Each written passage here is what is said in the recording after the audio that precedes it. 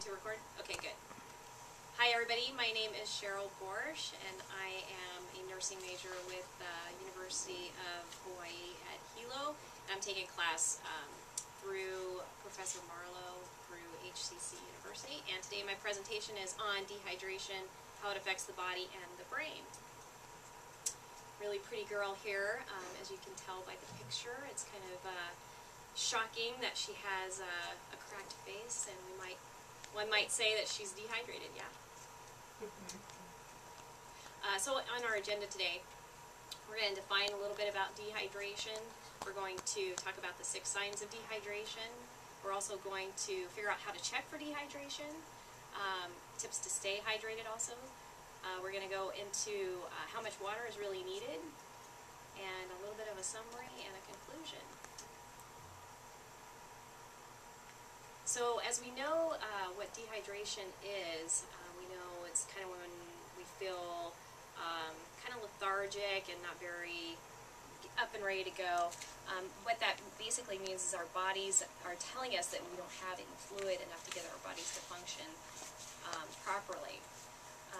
There's different types of dehydration, which is mild, moderate, or severe. Depending upon the fluid loss that you go through throughout the day, will tell you whether or not how severe it is.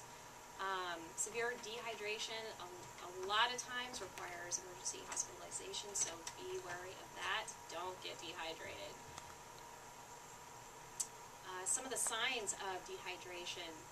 Some of you may or may not have known this, but bad breath. Our saliva actually has antibacterial properties in it that fight off bad breath as well as cavities, so it's really important to stay hydrated as well. Also, dry skin. With extreme sweating, we lose water through our skin. It's the largest organ in our body, if you didn't know that. And also the blood volume drops a lot, so you'll experience low blood pressure and dizziness. Also what happens is we have muscle cramps, and what that is a sodium-potassium change in our body, and so we'll start cramping up in our legs, our arms, and back, whatnot.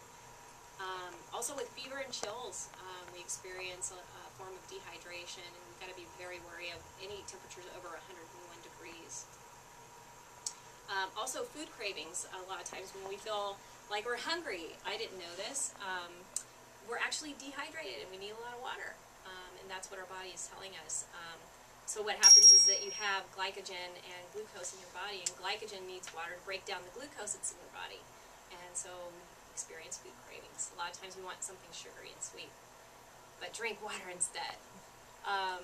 Also, we experience headaches. Our brain is in a fluid sac, and what happens is it dehydrates or loses the water that keeps it secure in there, and it actually winds up hitting against the skull wall, and we'll experience headaches from that. A few signs to check for dehydration. You take 2 fingers and kind of pull up your skin right behind your wrist right here, and it doesn't flex back as quick as it needs to. That means you're a little bit dehydrated, so you need to start drinking some water. Another sign is your urine. So well hydrated folks, it's going to be clear, so it should not have a color at all to it. So if it does have a little bit of a color to it, it has a little bit of yellow, it's about 3% dehydration that's going on in your body. You can get a handle on it and start drinking a lot of water. If it's 5%, it's going to be a little bit darker. If it's more than that, it's going to be orange, and it's really, really important that you either go to the hospital or start drinking a lot of water. Coconut water, regular water, whatever. Just start getting hydrated.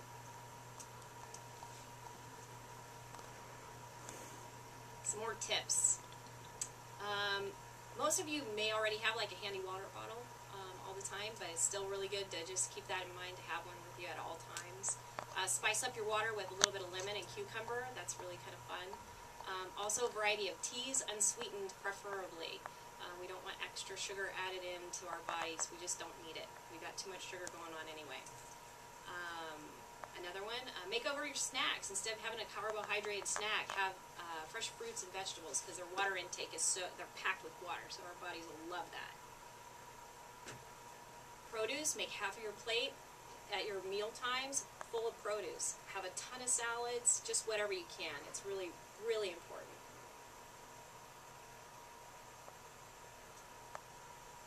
Sip more slowly.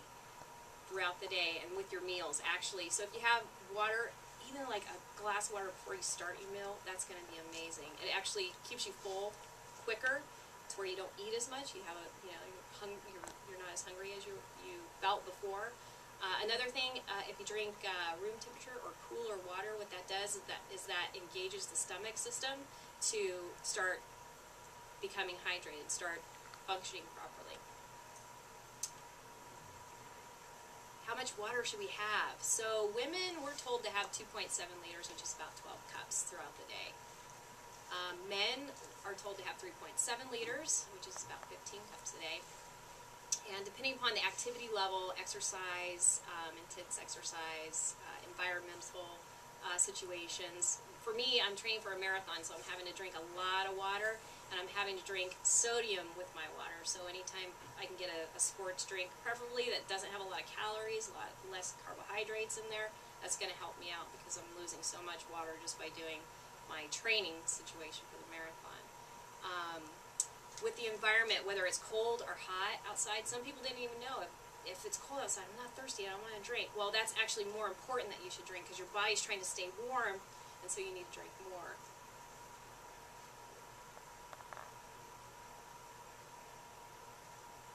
Depending on activity, again, with altitudes, if you're up at 8,200 feet, that's going to dehydrate you just with the thinner air.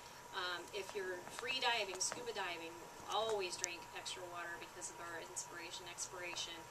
Our body is using all this energy for function. Anytime you're sick, again, if you have fever, vomiting, diarrhea, you're losing important elements that are in your body with water. If you're pregnant, you should drink an additional 10 cups of water daily. If you're breastfeeding, also 13 cups of additional water daily. I did have a summary slide here that kind of talked about an overall discussion of what the PowerPoint was, but my video is not working, so I'm just going to go on to the conclusion, which is water is our principal component in the body. It makes up about 60% of our body weight. Every organ in our body uses water to function properly. Lack of water is going to equal dehydration, and again, it is so important not to get yourself dehydrated.